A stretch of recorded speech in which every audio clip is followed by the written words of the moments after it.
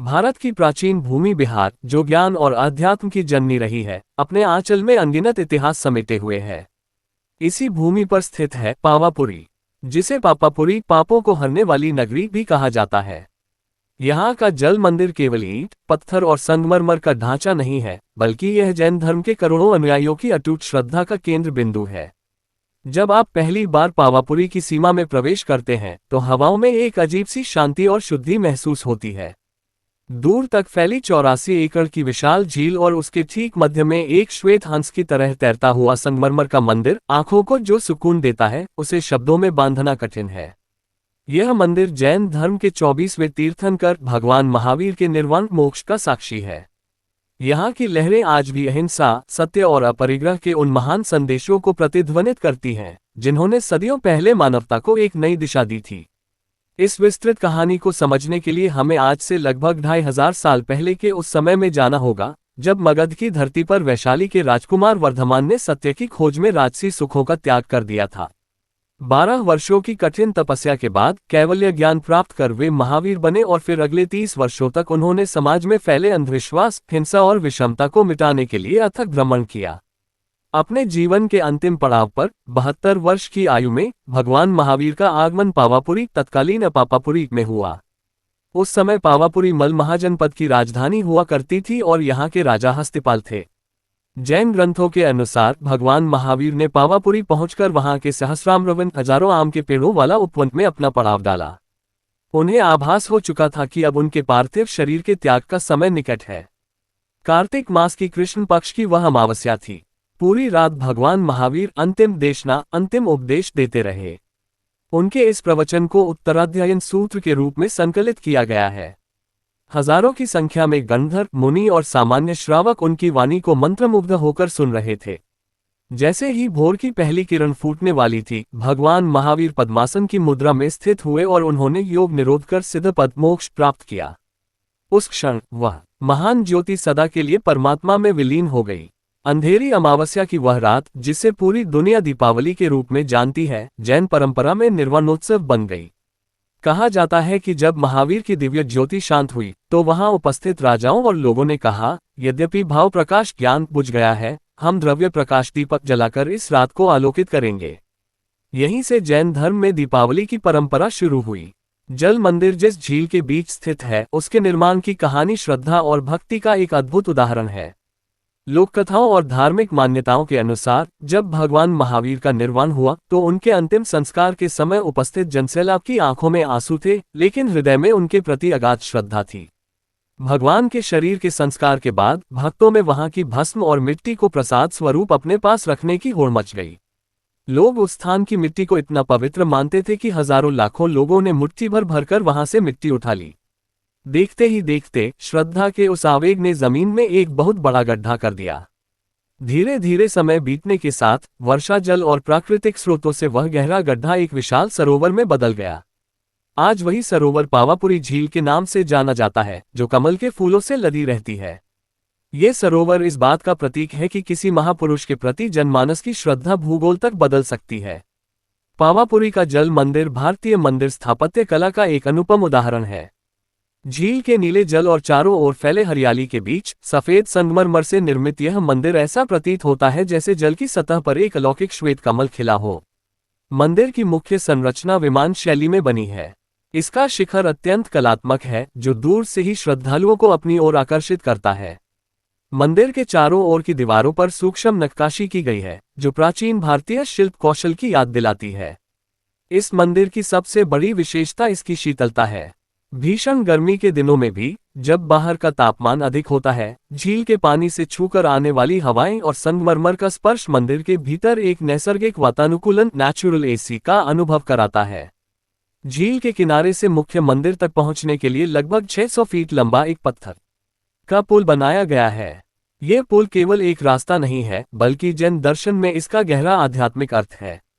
श्रद्धालु जब इस लंबे पुल पर चलते हैं, तो उनके दोनों ओर अथाह जलराशि और उसमें खिले हुए कमल के फूल होते हैं। ये दृश्य संसार सागर का प्रतीक माना जाता है।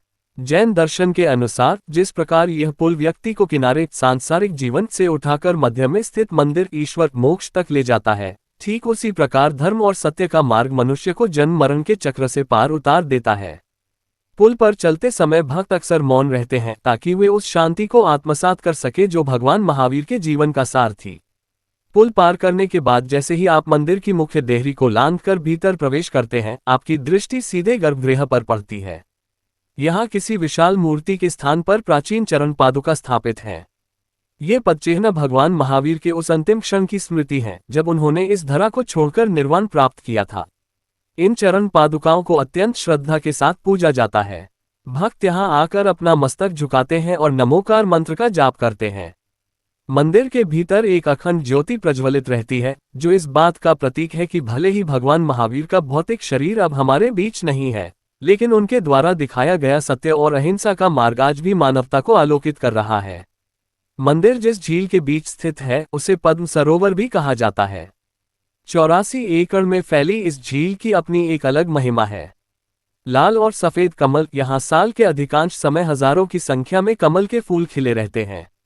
जैन धर्म में कमल को पवित्रता और निर्लिप्तता का प्रतीक माना जाता है। जैसे कमल कीचड़ में रहकर भी उससे अछूता रहता है, वैसे ही मनुष्य को संसार में रहकर विकारों से दूर रहना चाहिए। जलीय जीवन, झील में मछलियों और कछुओं का वास है। चूंकि यह एक जैन तीर्थ है, यहाँ किसी भी प्रकार के शिकार या जीव हत्या पर पूर्ण प्रतिबंध है। भक्त अक्सर इन मछलियों को दाना खिलाते हैं, जो जीव दया के सिद्धांत को पुष्ट करता है। जल मंदिर के मुख्य परिसर के पास ही संवत्सरण मंदिर भी स्थित है। माना जाता है कि इसी स्थान पर भगवान महावीर ने अपना अंतिम दिव्य प्रवचन संवत्सरण दिया था। यह मंदिर आधुनिक वास्तुकला का एक अद्भुत नमूना है, जिसे गोलाकार रूप में बनाया गया है। इसमें बैठकर ध्यान लगाने से मन को अपूर्व शांति प्राप्त होती है। यहाँ भगवान महावीर के जीवन की प्रमुख घटनाओं को चित्रों और मूर्तियों के माध्यम से दर्शाया गया है। आम जनमानस के लिए दीपावली धनतेरस और लक्ष्मी पूजन का त्योहार हो सकता है, लेकिन पावापुरी की धरती पर दीपावली का अर्थ अत्यंत गहरा और आध्यात्मिक है। जैन आगमों के अनुसार जब कार्तिक अमावस्या की उस आधी रात को भगवान महावीर ने शरीर का त्याग कर मोक्ष प्राप्त किया, तब समूचा ब्रह्मांड शोक और विस्मय में डूब गया था। मान्यता है कि उस रात देवताओं और मनुष्यों ने मिलकर पावापुरी को अनगिनत दीपों से सजा दिया था ताकि ज्ञान का जो सूर्य महावीर अस्त हुआ है उसका अभाव महसूस न हो। इसीलिए पावापुरी में दीपावली को निर्वाण लाडू उत्सव के रूप में मनाया जाता है। देश दुनिया से हजारों श्रद्धालु यहाँ एकत्रित होते हैं। अर्धरात्रि से ही मंत्रोच्चार शुरू हो जाता है और भोर के समय, ठीक उसी क्षण जब महावीर को निर्वाण प्राप्त हुआ था, मंदिर के गर्भगृह में एक विशाल लड्डू का भोग लगाया जाता है।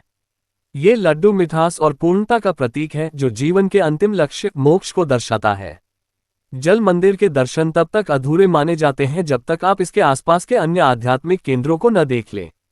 गांव मंदिर, थथल मंदिर, ये वह स्थान माना जाता है जहां भगवान महावीर ने निर्वाण से पूर्व अपना अंतिम विश्राम किया था। यहाँ की शांति और प्राचीनता मन को भीतर तक छू लेती है।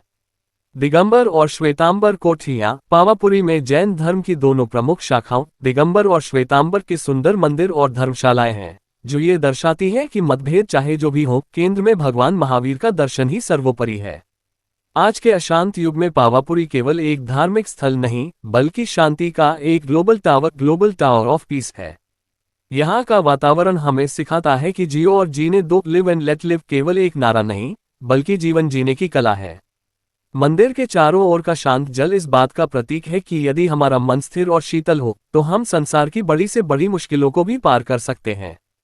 84 एकड़ का वह सरोवर जीव जंतुओं के संरक्षण का एक जीवंत उदाहरण है, जहां मनुष्य और जलीय जीव बिना किसी भय के एक दूसरे के सानिध्य में रहते हैं।